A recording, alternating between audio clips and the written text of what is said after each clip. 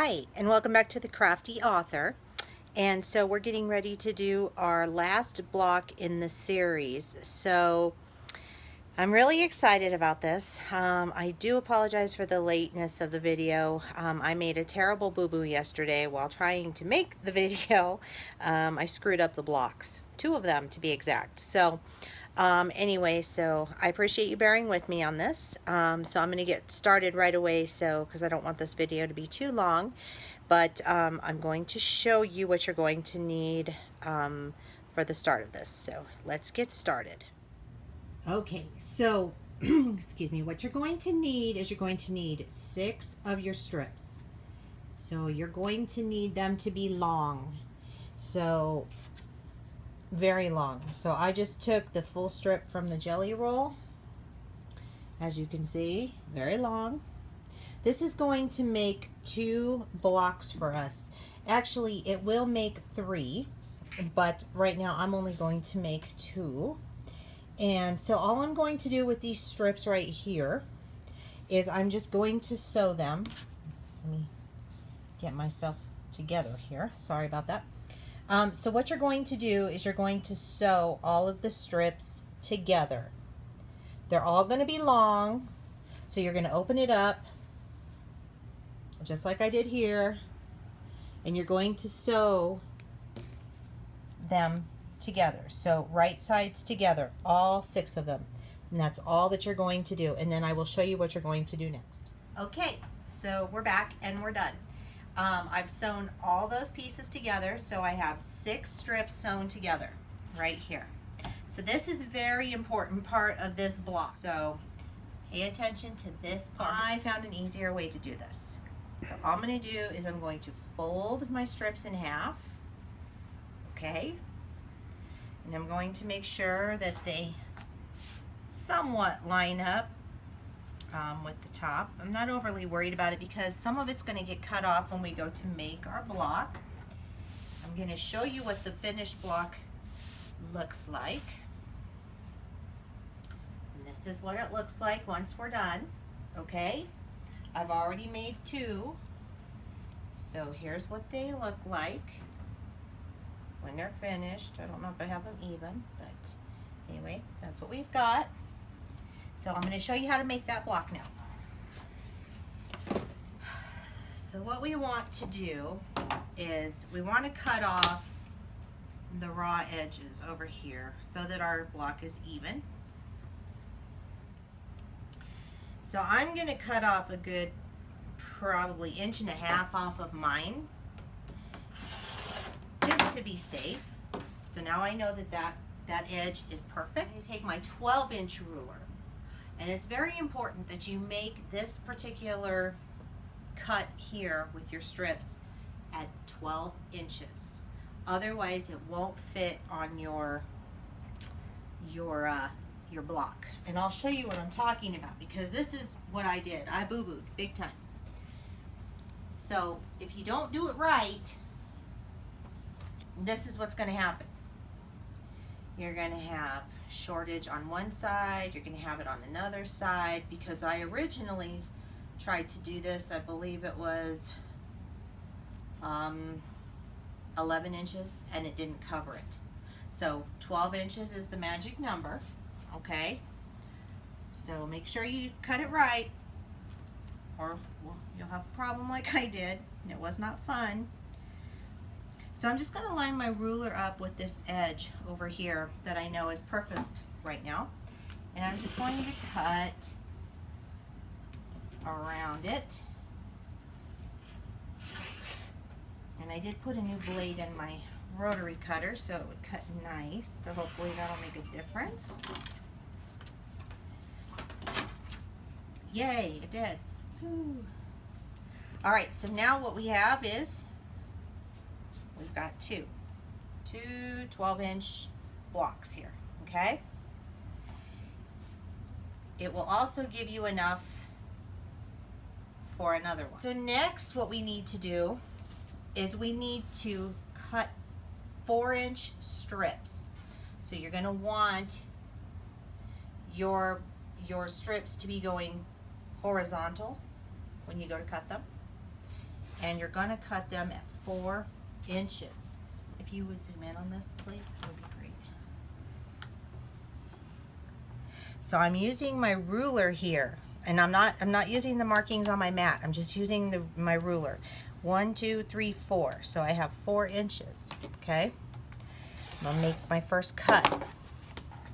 Then I'm gonna come back over here, and I'm gonna just line my 4-inch edge right to the edge of my fabric.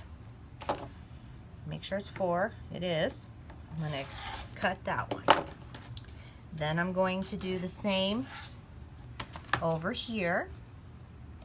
And as you can see, I have a little bit left over, but that's fine. That's good. That's what we want. Okay. So now I have these 4. I'm going to take, so originally our strip looked like this when it was all put together. Okay. What I'm going to do is I'm going to flip this one like this, and I'm going to flip this one like this, and that gives me this block. Now, you can make it wonky if you want to by not lining up the seams, but I'm going to line up my seams because it's going to look a little bit wonky when you go to put it together anyway.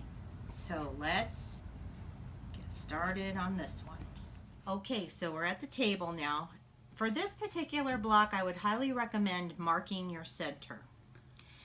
And I've shown you how to do that before, but I'm going to show you again. And this is just how I mark my center. I just fold it in half, and then it makes a mark for me. So right there is my center.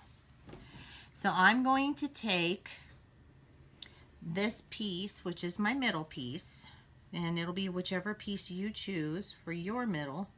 And I'm just going to place it right there, right in the center where I eyeballed it.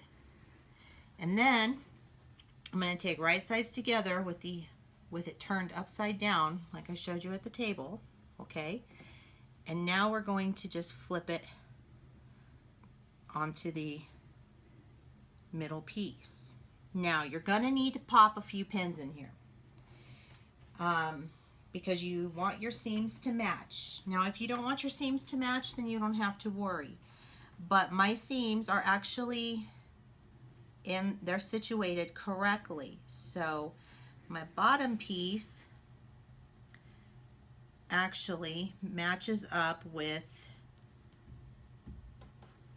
my top piece because of the way that the seams are going. So this seam is going up, and the seam on the bottom is going down, so they're locking. All right, so I'm just going to pop a pin in here to make sure that that holds, and then I'm going to come down to the bottom. You could stick one in the center, but I'm actually going to come down to the bottom here, and I'm just going to see if my seams are lining up, and it looks like they are. So again, I'm just going to pop a pin in here, just right there, just to hold it, and then I'm going to just start sewing. That's how you get your seams to line up on anything that you're doing. So if you're doing a pinwheel, if you're doing squares and whatnot, and you want to line them up, one seam should be going up and one seam should be going down, and they will lock and you will line up. It takes a while to learn that trick and practice. So don't get discouraged if you don't hit it on your first try.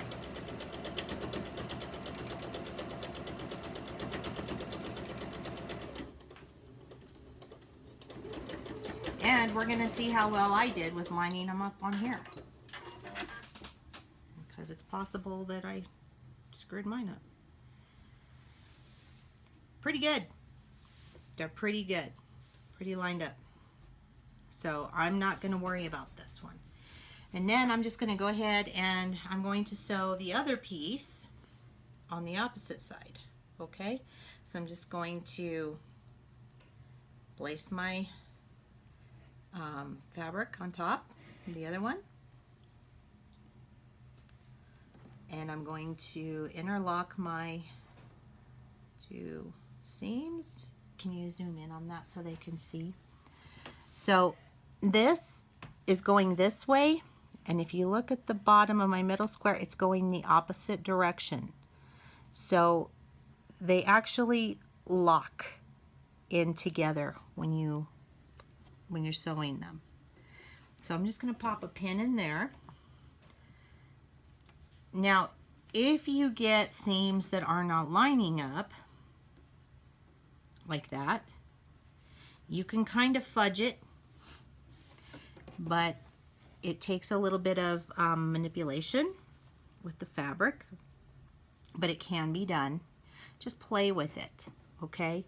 But mine again they're fine. So this one is going the opposite direction, and this one's going, the bottom one's going up, right here, and this one is going down. So they're gonna line up just fine. So I'm just gonna stick a pin in there to hold it for when I sew, and we're gonna get going.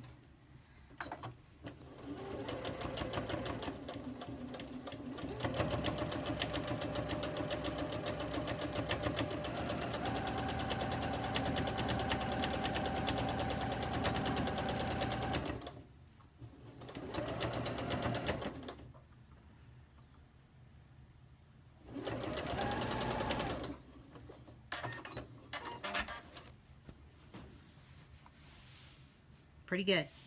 All right, I'm gonna go press this out and then we'll square it up. Okay, so our block is finished. We have our strips all sewn on and they look pretty good. Seams seem to line up really well. So, you know, they may be a little off, like right there, but I'm not worried about that. That's not noticeable. 3-foot rule. If you can't see it, it's not there. All right, so I'm going to square this up, and I'm going to start from my back side. I think I've explained why about a gazillion times, but I'll explain it again. It is because I cut my backing 10.5 inches, and so now I have to do it from the back instead of the front. Normally I would square up from the very front. I just got to make sure that I've got a straight line here, because I don't know, this fabric that I'm using for my backing is kind of wonky. Yeah, and it's real thin, so it's kind of tough to work with. But we're good.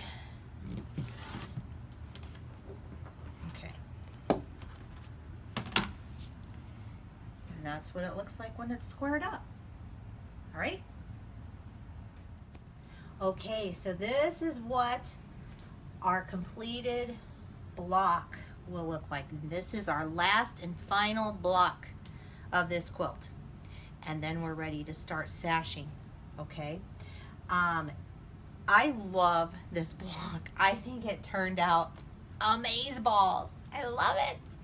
So I hope you love it as much as I do. I'm going to show you what we're going to do next.